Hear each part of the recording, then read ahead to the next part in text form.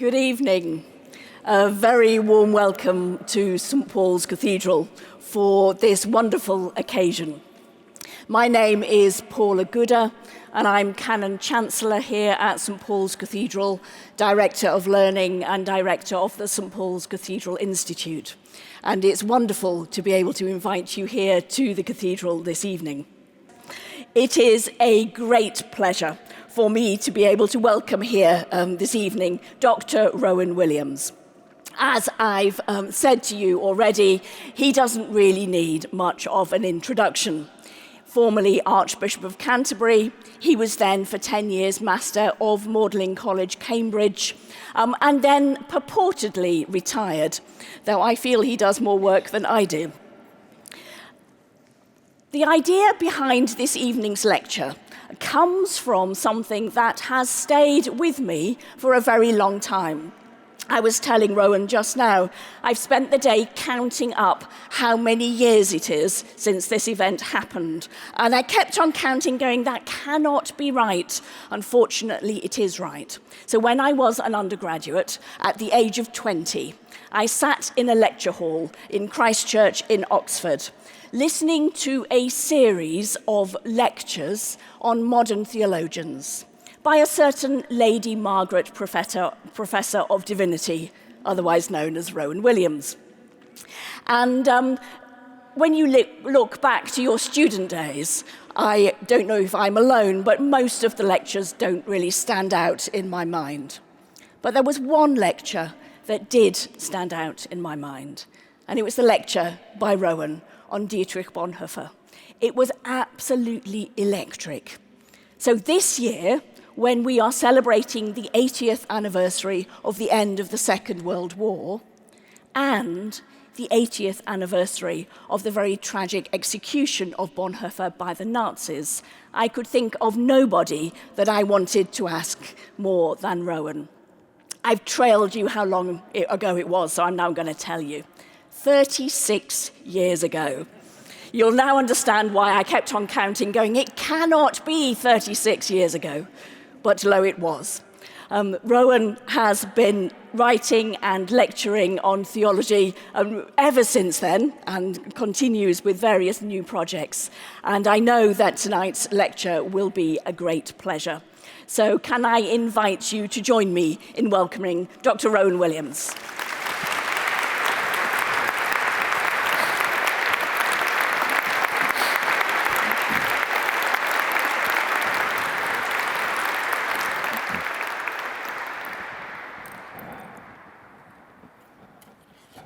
Thank you so much, Paula.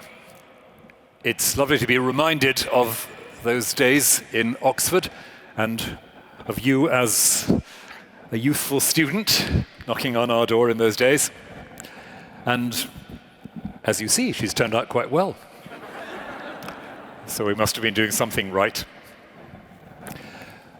It's always a very particular pleasure to be invited to speak in this place, in spite of the acoustic, and an even greater pleasure to be asked to speak about Dietrich Bonhoeffer. 80 years ago, in April 1945, Bonhoeffer was summarily executed in the last days of the Third Reich in Germany. His last 2 years had been spent in prison, taken from one place to another, often in circumstances of great stress and difficulty. Separated most of the time from his family and his fiancée. And during those last 2 years of his life, he wrote some of his most important texts. Published in English eventually as Letters and Papers from Prison, they played an extraordinary part in the developing religious life of this country, as well as continental Europe, in the decades following his tragic death. And for a while, there was something of a fashion to regard these last works from prison as special and distinctive, as very different from the work he was doing as a young theologian in the 1930s. But I've never been very convinced about that, and I hope this evening I'll be able to explain why. But in order to do that explanation, I need to say just a little bit about Bonhoeffer's life, for those of you who may not be familiar with this, one of the greatest stories of the 20th century. Bonhoeffer, who was born in 1906, came from the intellectual aristocracy of Germany. His father was a noted professor of psychology. His memories of childhood were idyllic memories of growing up in the comfortable suburbs of Berlin, surrounded by other academic families. He came from the very heartland, you might say, of the German professional middle class, comfortable, liberal, imaginative, but often not very. And out of that cultivated comfort comes something really very surprising as his life unfolds. His family, like most such comfortable professional German families, was not particularly devout. They went to church from time to time. They endured, I think that's the word, a certain amount of preaching and religious discussion. But they were not what you'd call committed Christians. And when the young Bonhoeffer declared as a teenager that he wanted to be a theologian and a pastor when he grew up, there was a certain amount of dismay in the family, and indeed a certain amount of dismay in his school. He describes in a very vivid fragment of autobiography how, as a teenager, asked what he wanted to do when he grew up by a rather skeptical schoolteacher, he surprised himself and everybody else by saying he wanted to be a pastor. Not quite sure what he was saying or what he had signed up for. Little did he know at that point that he had indeed signed up for a great deal more than anyone could have predicted. He went on to study theology.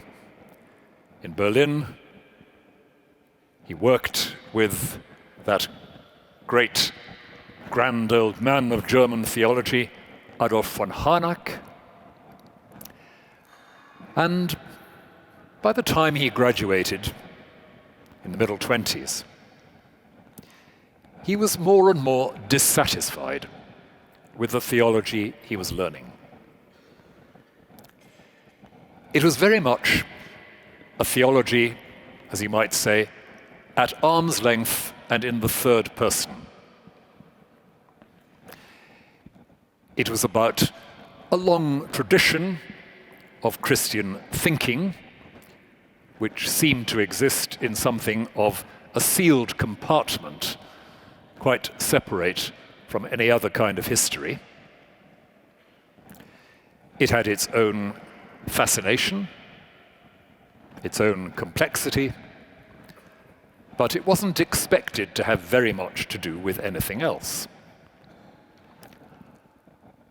Harnack, his teacher, author of a monumental, multi-volume history of Christian dogma, was a typical German theologian of the era, a scholar of enormous sophistication and resourcefulness. But Bonhoeffer never quite forgot, and many others of his generation and slightly older never quite forgot, that Harnack had been in the forefront of the group of German academics who in 1914 had signed an open letter supporting the war policy of Kaiser Wilhelm. But theologians were expected to be politically docile at that time. And before we think that this was just a German problem, we might just cast an eye across the channel as well. But Bonhoeffer's dissatisfaction with the theology he was learning drove him not to a rejection of theology, but to a series of very unusual explorations or excavations. He wanted not only to engage with the philosophical and intellectual framework of his time, he wanted to engage, on the one hand, with the Bible, and on the other hand, with the street. And in this, of course, he's reflecting something of the frame of mind which was already being given shape by the rather older figure in Switzerland of Karl Barth. Barth, who famously said that the theologian should work with the Bible in one hand and the newspaper in the other.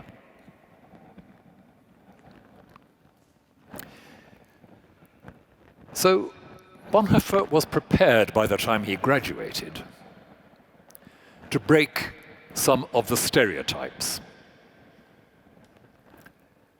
It's quite significant that in his training as a pastor, he deliberately decided to go and work in a disadvantaged suburb of Berlin, where he ran what sounds like a rather chaotic youth club.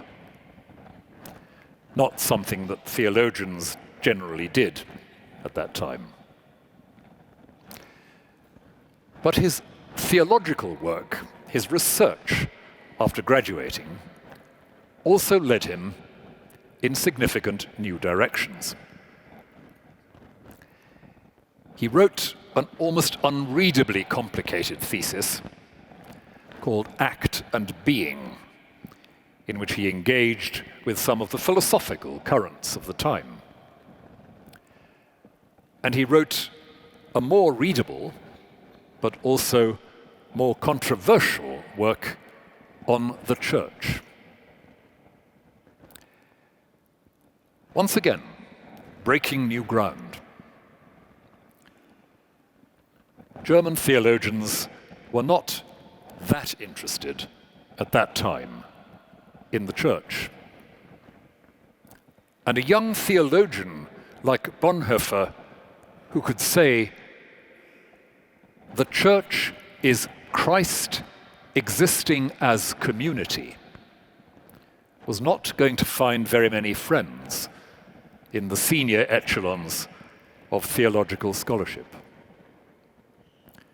But that phrase, from very early on in Bonhoeffer's career, is one to bear in mind. Christ existing as community. The church is not a human association for being nice. It's not a human association for remembering the unfortunately now departed Jesus.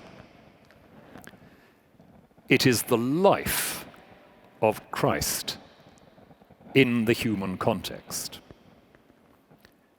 It is, you might say, the way Christ makes a difference in the world we know.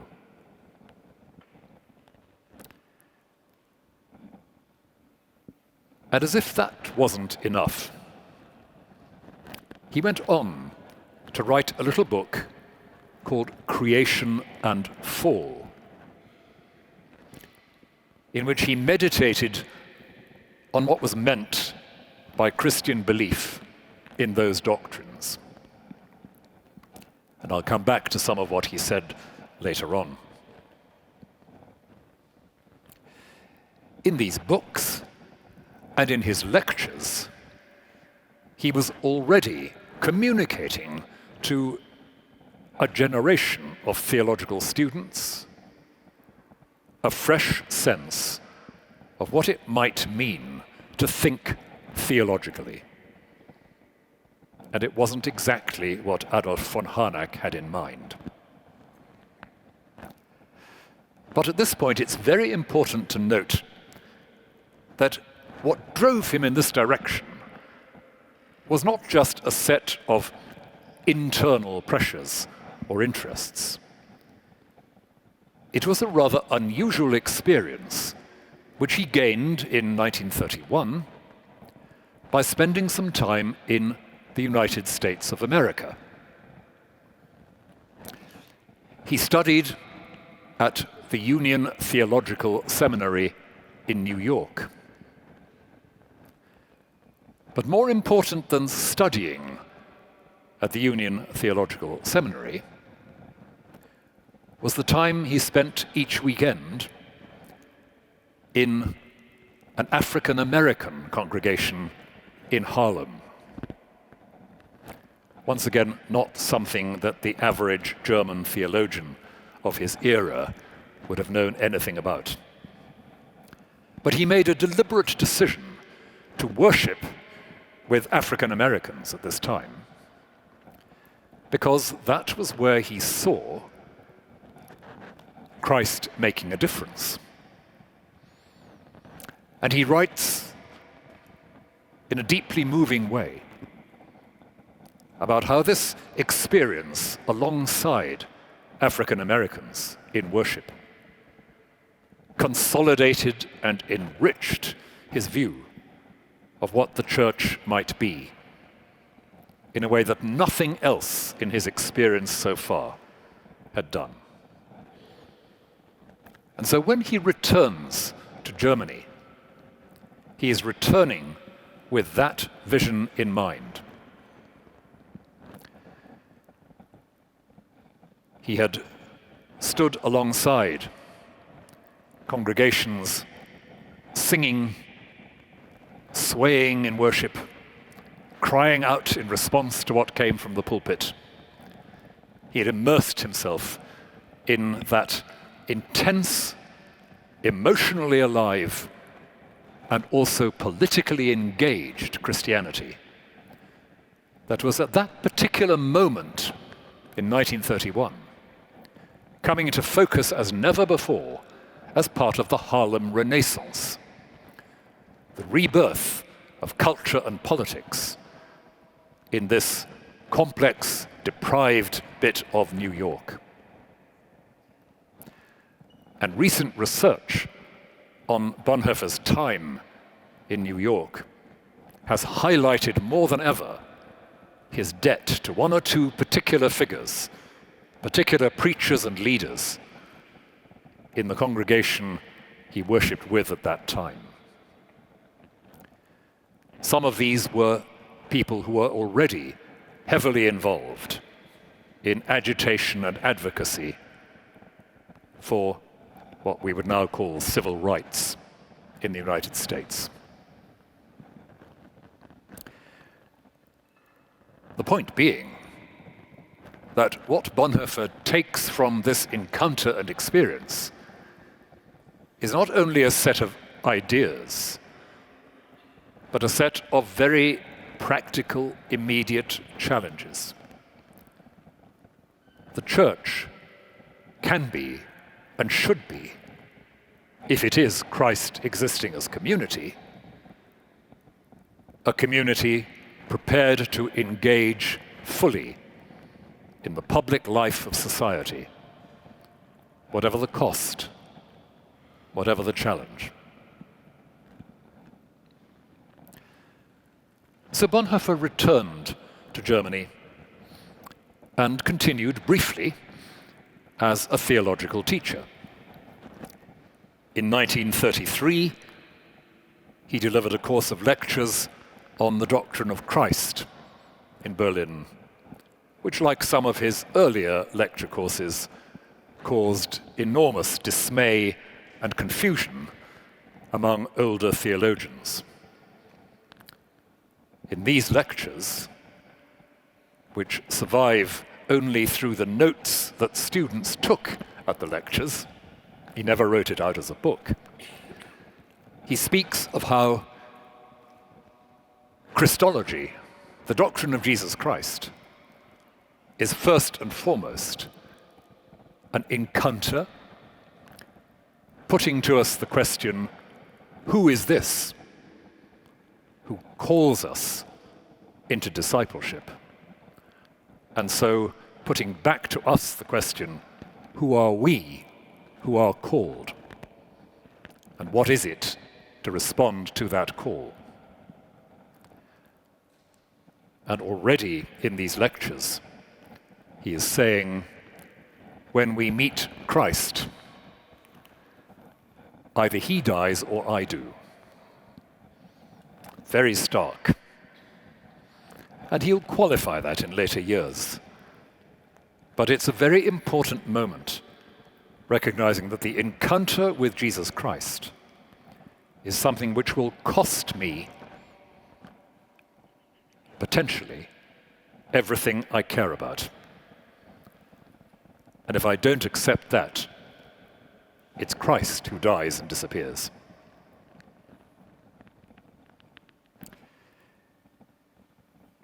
He was never going to have a conventional academic career.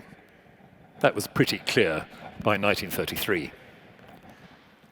But what shaped his future career was, of course, the events unfolding in Berlin in 1933. The beginning of the Third Reich, and above all, the attempt of the Nazi government to gain complete control over the life of the church. Bonhoeffer was among those who critiqued and resisted. Very courageously in 1935, he delivered a broadcast live on German radio, offering a Christian challenge to the idea of the Führerprinzip, the idea that people should be obedient to the God-anointed leader. He was cut off in the course of this live broadcast as he began to work towards his conclusion. A sign of things to come. In 1935 and 1936, the German churches were in a state of major crisis. The government wanted to impose a state-supporting hierarchy. Groups of Protestant Christians throughout Germany wanted something a little bit less servile, a little bit less compromising. The Barmen Declaration, which brought together Christians from different groups, different confessional groups in Germany, stated unambiguously that they could not accept the final authority of the state in church matters. And above all, that declaration protested at the racial laws that were coming into play at that time. Racial laws which notoriously prohibited anyone of Jewish family holding office in the church. there is a well-known story of one Protestant pastor in Germany at that time turning up at 11 o'clock on the Sunday morning and solemnly taking down the crucifix from its place behind the pulpit and explaining to the congregation that if people of Jewish family were not permitted in the church, then Christ had to go. It's not clear whether the congregation entirely took his point.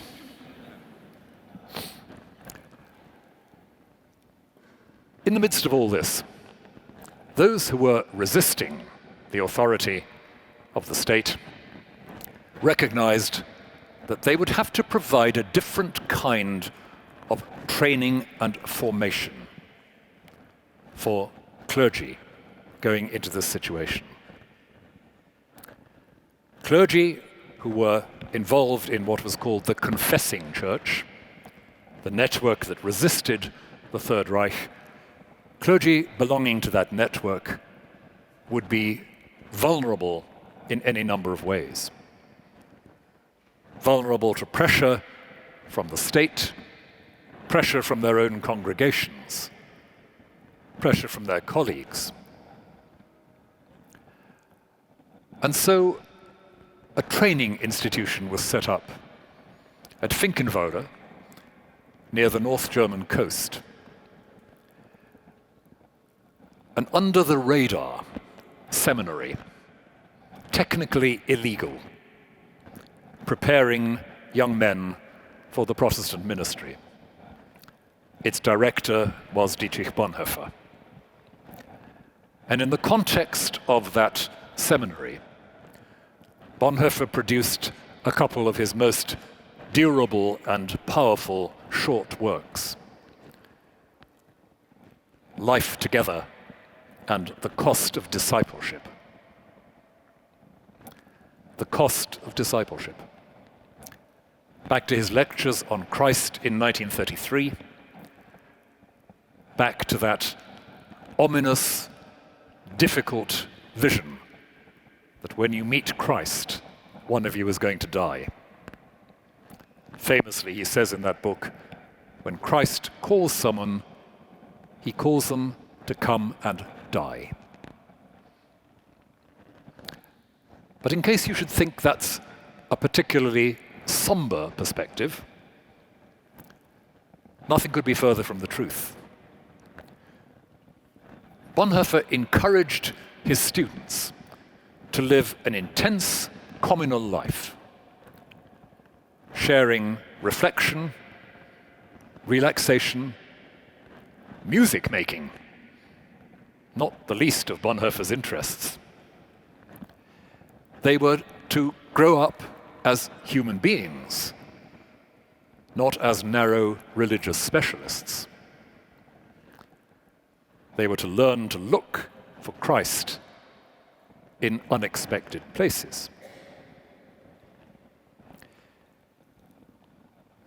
As the shadow of war gathered more and more threateningly over Germany and Europe, the position of the Christian minority in Germany became harder. Many in the confessing church made their peace with the Nazi regime. Many drifted towards the deeply compromised networks of Deutsche Christen, the German Christians, who fully accepted the Nazi agenda. In 1939, Bonhoeffer returned to New York on an academic visit. During his time there, war began. He was faced with the choice of whether to stay in the United States or to return home. He concluded, and it was a difficult decision, that he needed to return home to be alongside those whose fate was bound in with his. And we'll see in a moment how important that is for his thinking. He returned to Germany on a war footing.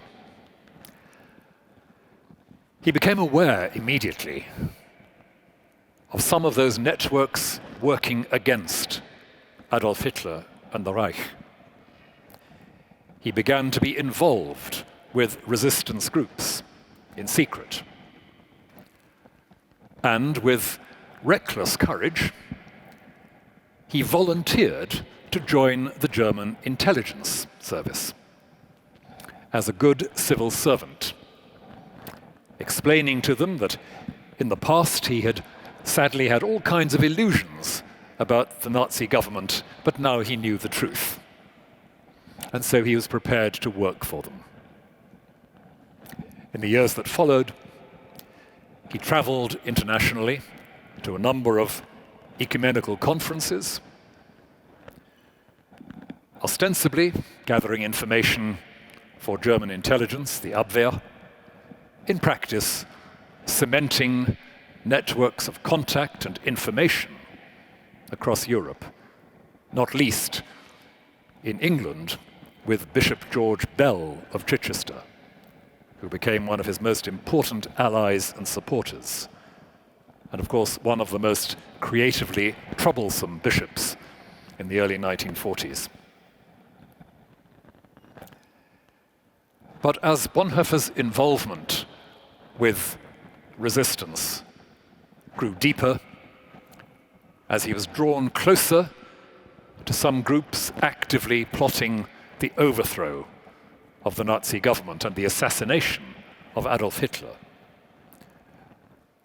unsurprisingly, the walls began to draw in, leading eventually to his arrest on suspicion of treason in 1943, his imprisonment, and finally his execution in the last days of the war.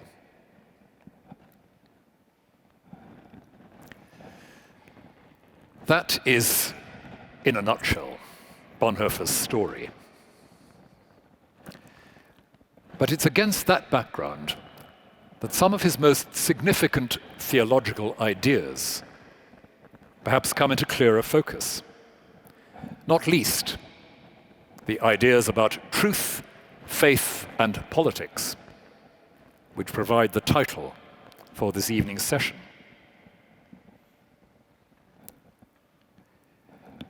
So let's begin with one point I've already touched on: the nature of theology.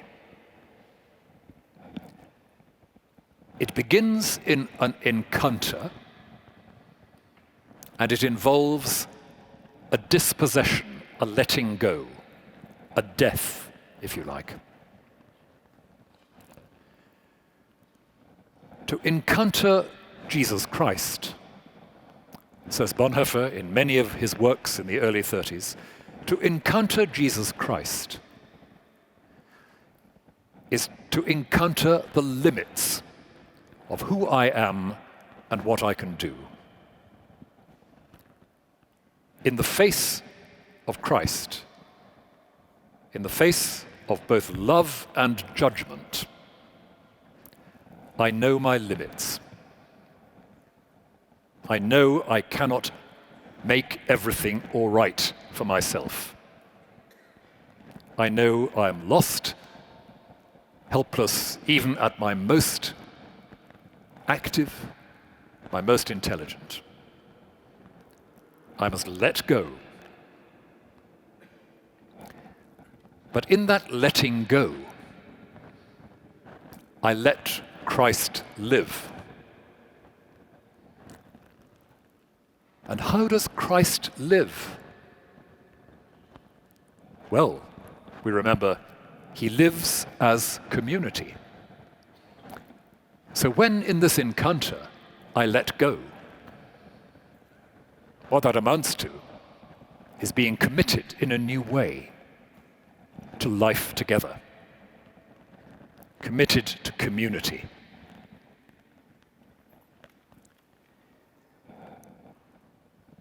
And that commitment to community is itself a little bit less straightforward than it looks. What community would that be then? Well, clearly not the community of the Christians who supported Hitler. But just a moment, does that mean then that the confessing church, the protesting Protestant church, is somehow the holy community over against everybody else? Be very careful here, says Bonhoeffer, or you will find yourself reinventing a form of exclusivism, elitism, and hierarchy and self-service. And especially in his last years, he had some very hard things to say about how he felt his own younger self and the confessing church of that era had bought in to what was essentially a program of self-defense. The declarations of the middle 1930s, protesting about the Third Reich's attempt to control the church, were they about justice for all, or were they about privilege for the church? Think hard, says Bonhoeffer. In the Barmen Declaration itself, that great theological document, the only reference to the racial laws is as they affect the church. There is no defense of the Jews as Jews. And Bonhoeffer, looking back on that, said that was what we got fundamentally wrong. We were defending ourselves. And that's not good enough for Christ existing as community. Because the community that Christ exists as, and the community Christ exists for, is a much more chaotically diverse community. It's everybody. Christ takes responsibility for any and every human neighbor. And so the church that exists in Christ's name and strength has to do the same. It exists for the other, not for itself. And that's the fundamental discovery which Bonhoeffer is making in the middle 30s, and especially later on in his years in prison. He looks back and he says, we were still preoccupied with patrolling our own frontiers and defending our own safety. And in one of his most searching late reflections, a little before he's imprisoned, he says, the one thing the church must not seek to do is to secure its territory in the world. As if to say, this is where we will settle down happily and make ourselves at home and not be a nuisance, if you, the state, just promise to keep your distance. It's a lot more messy than that. Because if the church is genuinely standing with and for any and every neighbor in need, there are going to be moments when a neat division between politics and faith won't be possible. Get used to it, says Bonhoeffer, in effect. He uses a very complex and difficult German term for this, and nobody has ever yet come up with a good translation.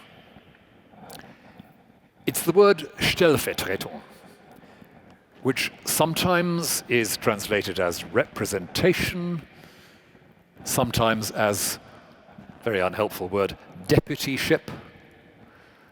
What it really means is standing in the place of, standing with, standing for.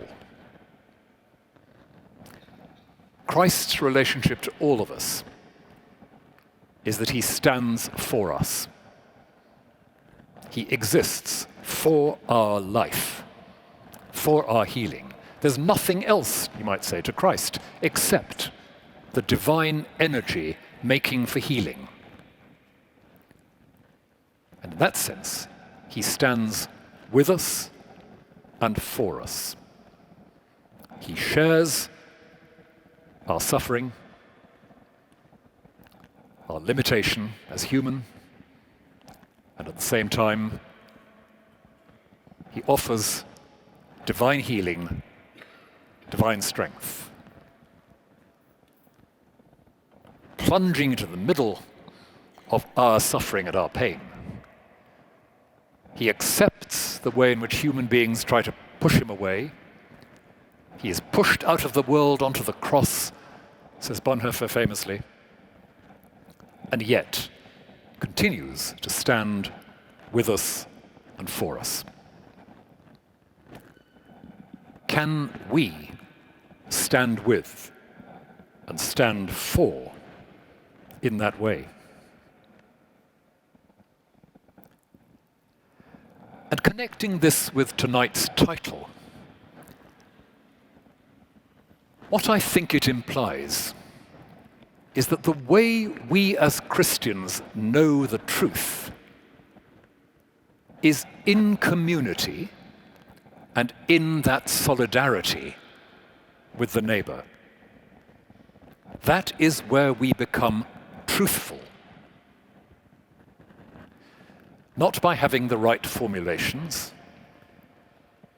not by belonging to the right in-group, but in that drastic commitment to community and the sharing of burdens. That commitment to standing with and standing for.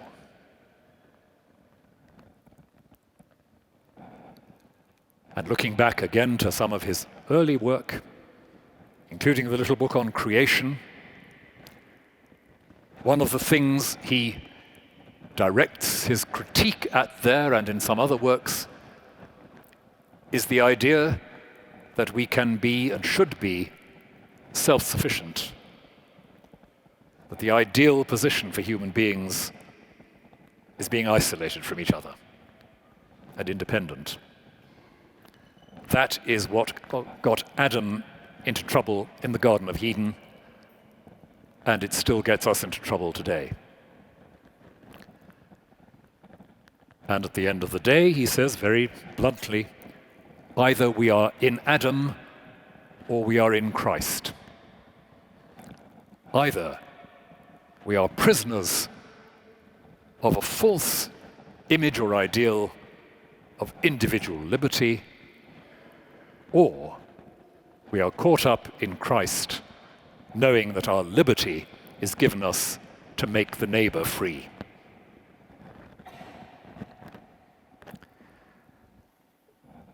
I believe that is how Bonhoeffer understood the truthfulness of Christian faith, a truthfulness inseparable from being part of one body, inseparable from the commitment to stand with and stand for the neighbor. And you can see why, in retrospect, he thought the protests of the mid-1930s had not been enough. We should have been there, standing with and standing for the Jews in Germany. That's what the mature Bonhoeffer clearly came to believe. He did famously say at one point in the mid-30s, around the time of the infamous Kristallnacht, that nobody had the right to sing plain song who didn't lift up their voice in defense of the Jews. But that becomes clearer and clearer as his life goes on. Not just community, certainly not a community that gets the wagons into a circle and protects itself and settles for the reservation, the polite distance from society and politics that some wanted, but a community of real mutuality and real willingness to stand in for the other. If necessary, to stand between them and their suffering as best we could. And he says again in some of his later notes, that means we don't always have to be explicit about what we're doing. If we're standing alongside somebody who is suffering, we may very well feel it would be nice to say a few words about theology to them. But possibly what they need is your solidarity rather than your sermon. It's that kind of thing that has led some people to think of Bonhoeffer as a kind of liberal, as somebody who wasn't really very interested in theological formulae and who thought the main thing was loving your neighbor and that was all. And the Bonhoeffer who was read and talked about when I was a teenager very often sounded a bit like that. And when I read Bonhoeffer for himself, I thought that's almost exactly the opposite of what he's about. It's only in the light of an extraordinarily robust and committed understanding of the work of God and the presence of God in Jesus and in the church that we can make any sense of this. And it's only with a rigorous discipline of renewing our vision in prayer and sacrament that we can possibly carry it on. But what we carry on may very well be what he called a discipline of the secret. The typical image, you might say, that Bonhoeffer in his last years offers us is of a Christian future, of small groups sitting round kitchen tables breaking bread in silence before they go out and get on with it.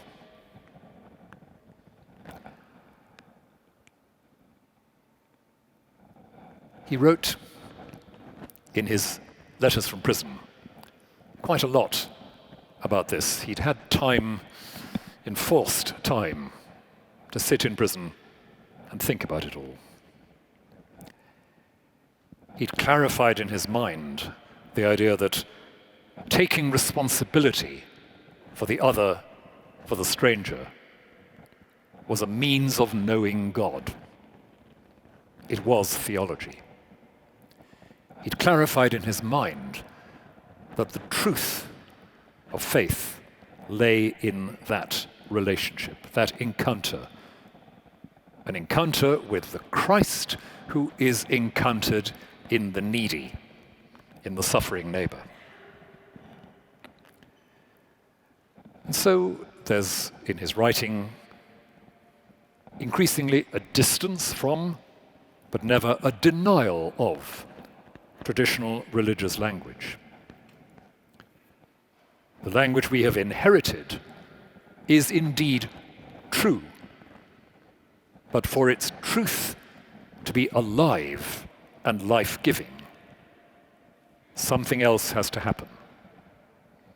And that is our own letting go and stepping forward to be with and for the other, to take responsibility.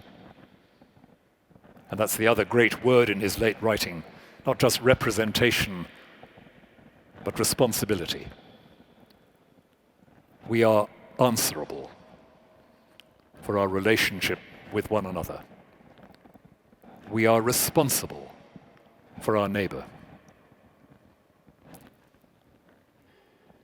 "Where is your brother Abel?" says God to Cain, and Cain famously replies, "Am I my brother's keeper?" For Bonhoeffer, the answer is always, yes, I am answerable for my sister or my brother. I am here with them and for them. That's the community that shapes me. That's where I must be. That's the truth. And I know it in the doing of it.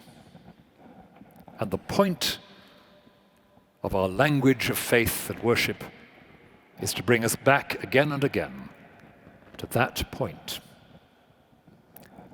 The encounter and the responsibility that flows from it.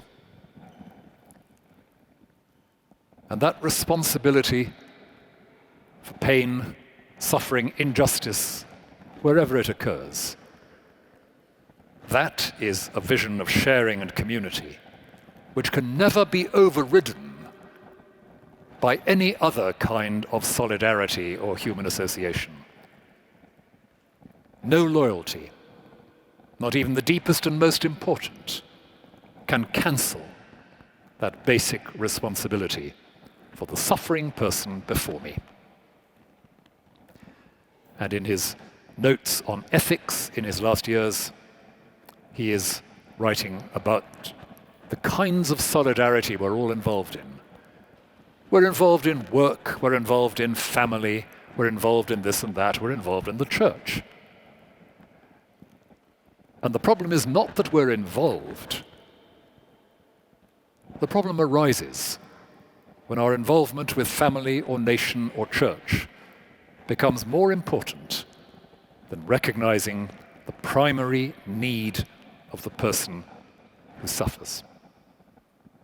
That's the community where Christ is to be found.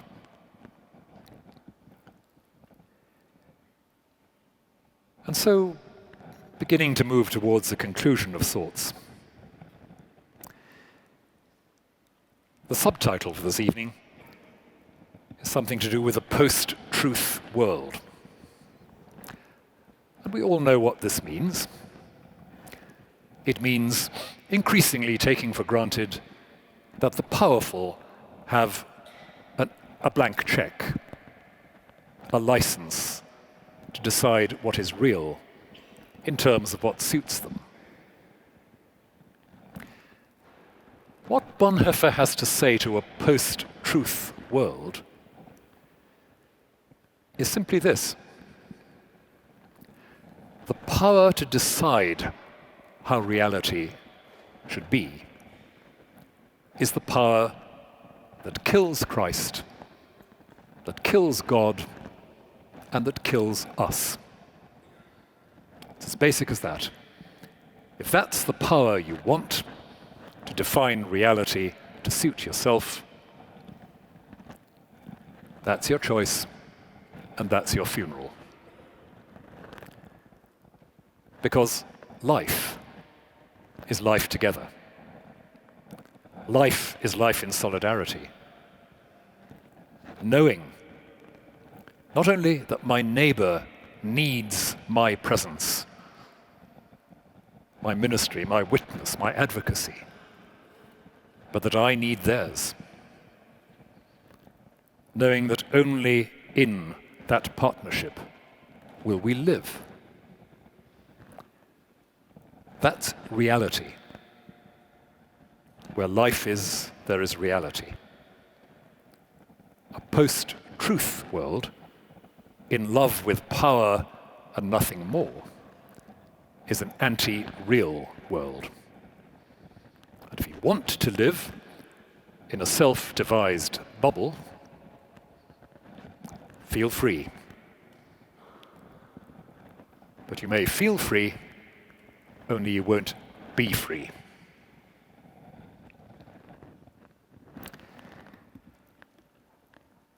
I want to end with Bonhoeffer's own words. He's one of those writers who is endlessly quotable, though not always easy to quote. And when I say not easy to quote, I mean often not easy to get your head around, but also not easy to read aloud, because the words are so stirring and so disturbing. So 2 passages to finish. One is from some notes he wrote in prison, an outline for a book. I really wish he'd written it, but I think providentially we're left to write it, or rather to live it.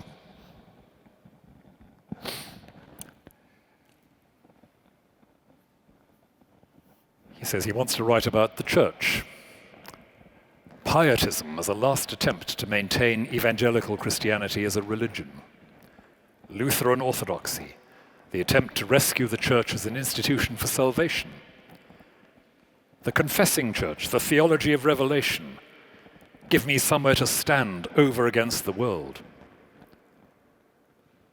Generally, in the confessing church, standing up for the church's cause, but little personal faith in Christ.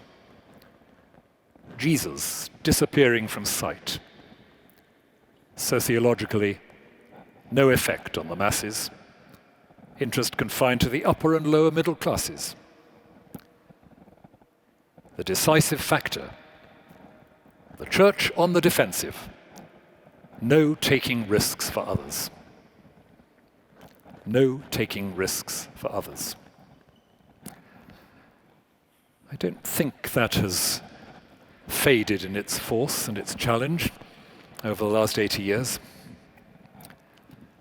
But here is one of the greatest things he ever wrote. It's from a letter that he wrote in May 1944, 81 years ago. Thoughts on the day of the baptism of Dietrich Wilhelm Rüdiger Bethge, the baptism of his godson, the son of his best friend, Eberhard Bethge. And he writes this quite long letter, 7 pages, to the baby. Today you will be baptized as a Christian. All those great ancient words of the Christian proclamation will be spoken over you, and the command of Jesus Christ to baptize will be carried out on you without your knowing anything about it. We are once again being driven right back to the beginnings of our understanding. Reconciliation and redemption, regeneration and the Holy Spirit, love of our enemies, cross and resurrection, life in Christ and Christian discipleship. All these things are so difficult and so remote that we hardly venture any more to speak of them. In these traditional words and acts, we suspect there may be something quite new and revolutionary, though we can't as yet grasp it. That is our own fault. Our church has been fighting in these years only for its self-preservation, as though that were an end in itself, and is incapable of taking the word of reconciliation and redemption to the world. Our earlier words are therefore bound to lose their force. Our being Christian today will be limited to prayer and just action. All Christian thinking, speaking, and organizing must be born anew out of this prayer and action. It is not for us to prophesy the day, though the day will come, when we shall once more be called so to utter the word of God that the world will be changed and renewed by it. It will be the language of a new righteousness and truth, proclaiming God's peace with us and the coming of God's kingdom. Till then, the Christian cause will be a silent and hidden affair. But there will be those who pray and do right and wait for God's own time. May you be one of them. And may it be said of you one day, the path of the righteous is like the light of dawn, which shines brighter and brighter till full day.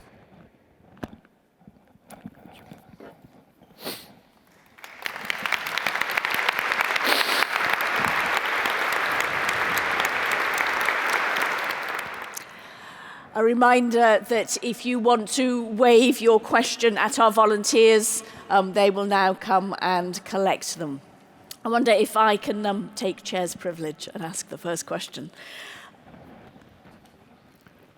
In talking about Bonhoeffer, there's all sorts, I imagine there'll be various people who might be tempted to read something by him. Hope so. Let's hope that they are.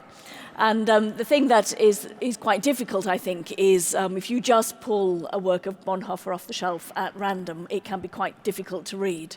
So if somebody were starting out, what would you recommend they pulled off the shelf first? I think I might very well still go for the cost of discipleship as a starter, but also the letters and papers. Not easygoing, but that's where you meet the man, I think, most directly.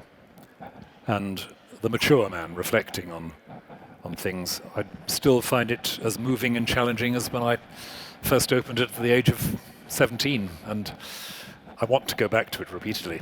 So letters and papers from prison and the cost of discipleship, I think. So we've got lots of questions. We'll have a go at them. Let me begin with this one, which I think is very interesting. What does healthy, loving resistance look like today?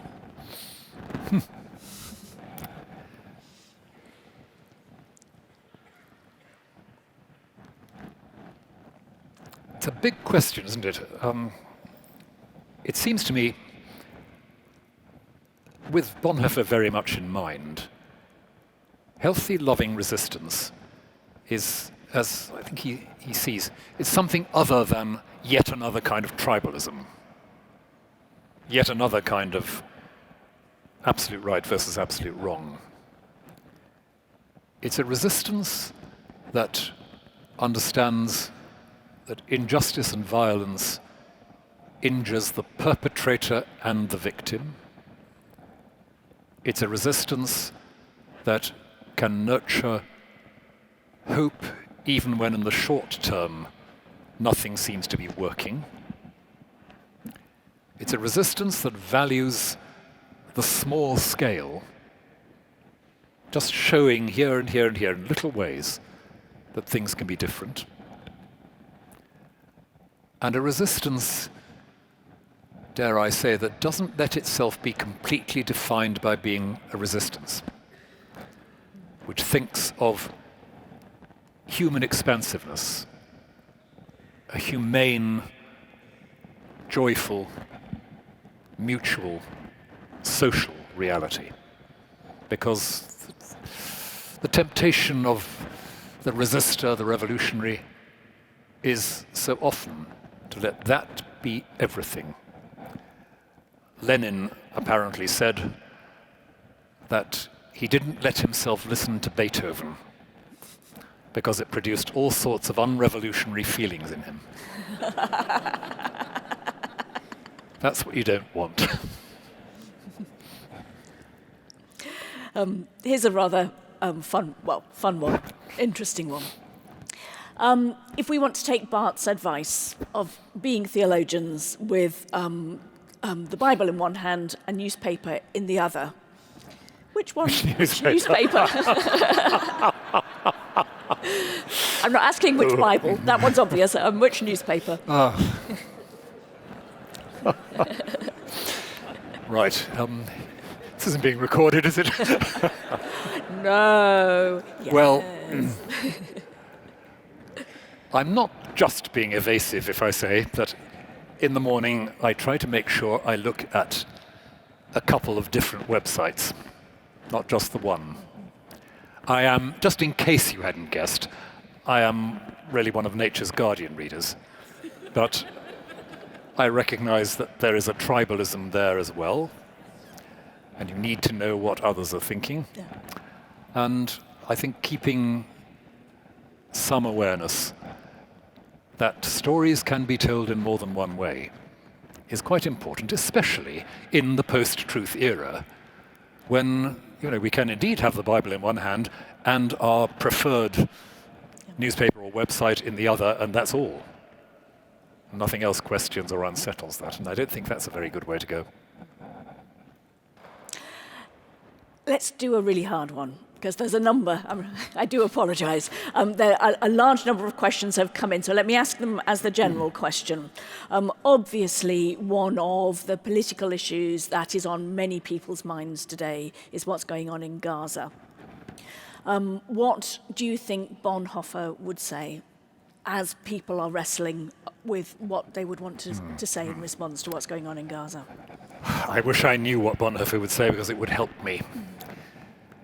He would certainly say, wouldn't he, that standing with and standing for meant saying, this is an intolerable place to be.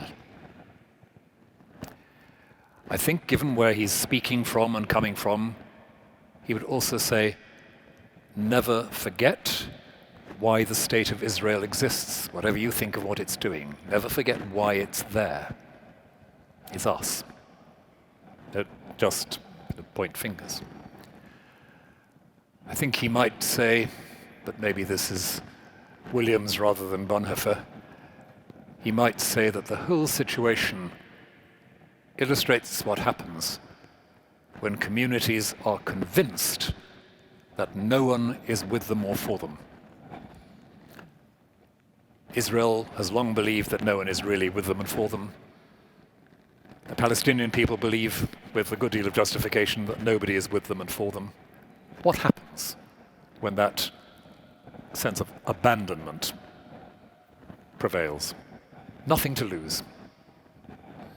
That's the tragedy, and that, I think, should make us say whatever solution we're praying for and working for has to be something which says to both communities, you are not as vulnerable as you fear, because we are committed. And don't hear very much of that at the moment.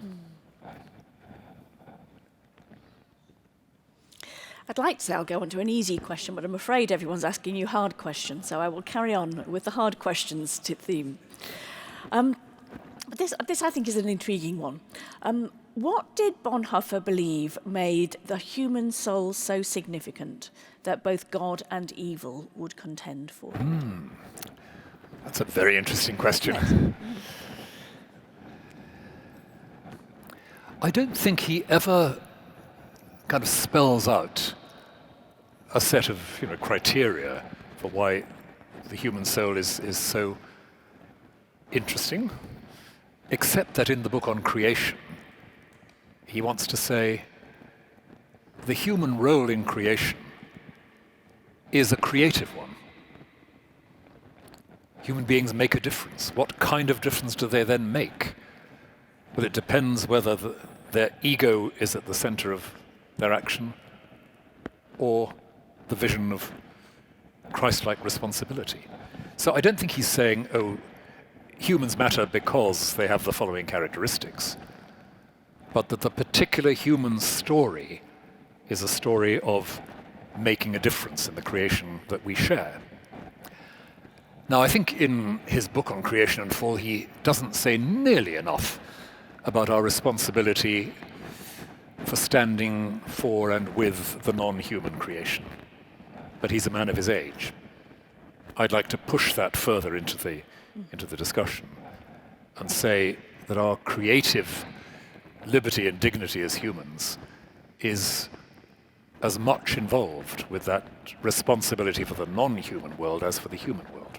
And start from there, maybe. Which rather nicely segues into a question that's here, so let's ask that one. Would Bonhoeffer be a climate activist? I'm pretty sure he would, because he's quite explicitly critical, even if he never quite gets to an environmental theology. He does get to the point of saying that part of our modern, slavery and imprisonment is the passion for control wherever we are, and management. And our exploitation of our environment is part of that. Interestingly, there are a number of theologians working on the implications of Bonhoeffer for this. And I was at a conference last year in South Africa, where Bonhoeffer is, as you can imagine, a very major presence. A conference which touched on some of these issues of what Bonhoeffer might have done in the direction of an environmental theology on the basis of what we actually have. So I think he would certainly have said, A, our responsibility to the suffering neighbor extends to the neighbor that is the non-human creation, and B, therefore, we are to be there with and for. And maybe he would have drawn out the implication of his broader theology to say, if Christ is the heart of creation, to borrow the title of somebody's book, I think, then Christ is with and for, not just humans, but the entire complex network of the created order. And in a way that kind of connects into questions about neighbour. So if we focus on human neighbours rather than on the creation at the moment, there's a question here. Truth in community is solidarity with the neighbour. Is that always the nearest neighbour, or should we think about neighbours across continents and centuries? Well, the short answer is yes, we should. And quite clearly, Bonhoeffer is not just thinking about the immediate neighbour, insofar as he's still thinking in his last years about not just Jews in Germany, but Jews across Europe. And he also, of course, and this is a fascinating little sideline in Bonhoeffer's story, he was planning to go to India to meet Gandhi before he was arrested. He had, for all his involvement in what was, in a sense, a militant resistance to Hitler, he remained deeply committed to peacemaking, and he wanted to go and learn something from Gandhi. And he was aware that the solidarity with those at the wrong end of colonialism was part of the same picture. And I think that comes through too in some of what he was writing in the 30s. So I don't think he's adopting the Vice President Vance approach to graded love of the neighbour, which gets vaguer and dimmer the further away you get. I don't think that's a very good idea at the best of times. I don't think Bonhoeffer would have bought into that. And I think what he says about the risk of allowing your loyalty to the immediate to block out or override what you owe to the distant stranger and the inconvenient other, I think that plays into that as well, doesn't it, a bit? Here's a fascinating one. So lived experience is really important for Bonhoeffer. But in the modern world, lived experience has become very divisive, particularly the question of whose experience counts. How might you reflect on Bonhoeffer's stress on lived experience in a context where lived experience is complex? Very good question.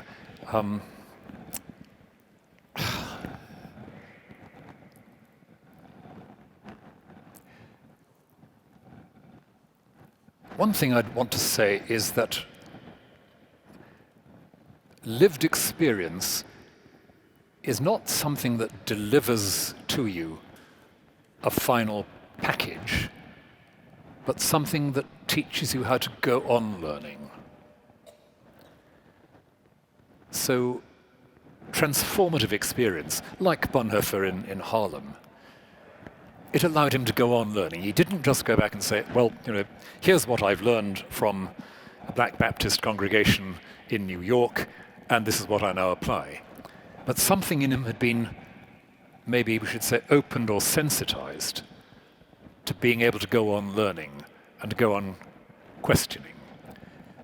So I suppose what that comes to is weaponizing your lived experience is not the way to live it and learn from it, even if it's changed you, even if it's turned you inside out.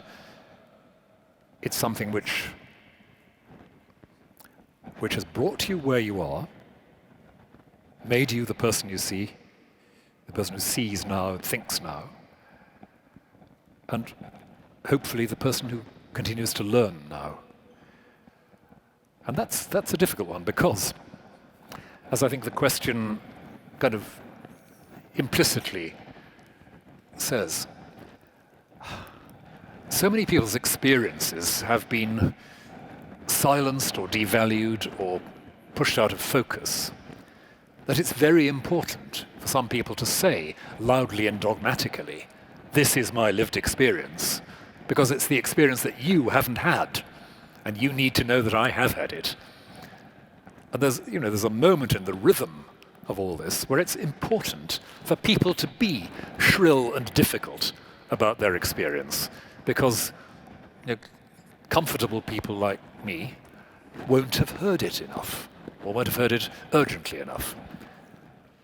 But that's not the end of the story, because if that's all there is, it freezes in that moment of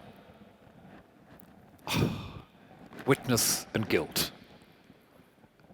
And something's got to melt to move it forward and change and make learning possible, I think. There's a fun one here. If churches wanted leaders to be more like Bonhoeffer, what would they need to do to produce such leaders? Oh, I don't know. Pray a bit, I dare say.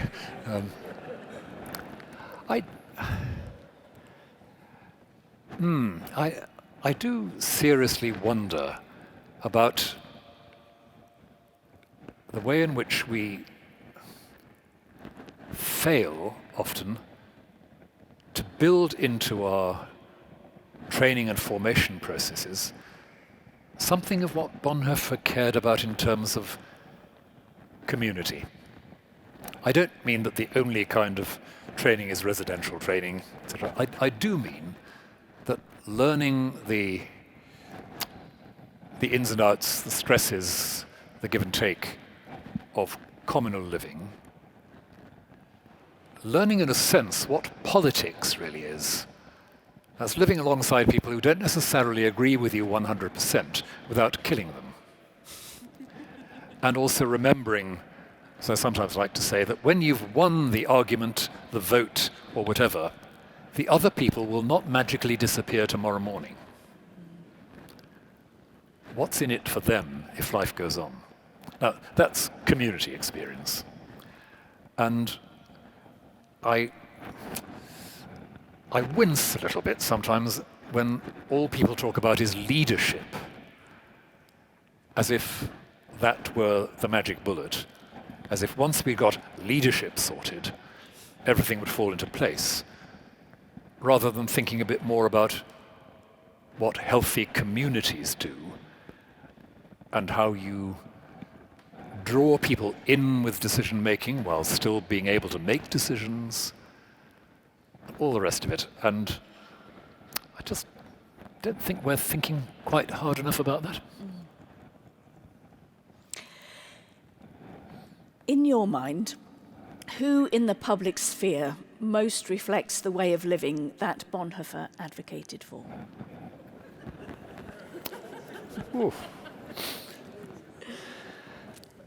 Well, I don't think there's a huge amount of competition at the moment. But I'll come at it sideways, if I may, because I don't want to get into a sort of competitive canonization framework. But I was reading the interview in last week's New Statesman with Gordon Brown.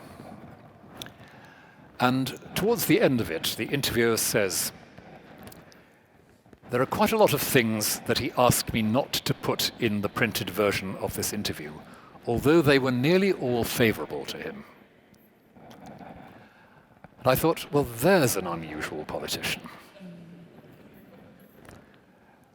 It's moments like that that make me think it is still possible for a person in public life not to make it an individual psychodrama. It is still possible for somebody to think that the service of a community is a real task, not identical with the massaging of an ego. Now, I'm not saying Gordon is a Bonhoeffer for our times, nothing so straightforward. But there are some who are able, whether you agree with them or not, to set some sort of benchmark of integrity there. Looking around in the church, I guess that what a lot of people responded to in Pope Francis, again, you may or may not agree with Pope Francis. I don't entirely. What people responded to was a bit of a sense of somebody able to, horrible cliche, keep the main thing the main thing. And somebody whose concern with particular kinds of solidarity was one of the most visible aspects. You know, the Pope, who went almost immediately after the beginning of his papacy, went to a migrant refugee community to listen. So, no, I'm not, as I say, awarding marks out of 10 for sanctity, just saying you take what you can, these glimpses here and there, and say, well, it's a bit like that, it's a bit like that, it's a bit like that. And maybe there are some people where it all comes together. And the chances are that there are quite a few of them in this audience, totally anonymous. I'm perfectly serious. In any gathering like this, there will probably be a few saints. And you know what? You don't recognize them by their halos. But those around will know the kind of difference they make. They'll know the kind of letting go, the kind of dying to ego, the kind of readiness, instinctive readiness to be with and be for. They'll know that. There they are. Think about them now. Remember them now with gratitude. Remember to say thank you from time to time for them and to them, maybe. I'd like to end by having Bonhoeffer ask Rowan Williams a question, if you will excuse me for doing so. I was very struck by one of the questions that you said Bonhoeffer asks, and I would be very interested by what Rowan Williams would say in response. And the question was, who is this who calls us? And so, who are we, or who am I, in response to that?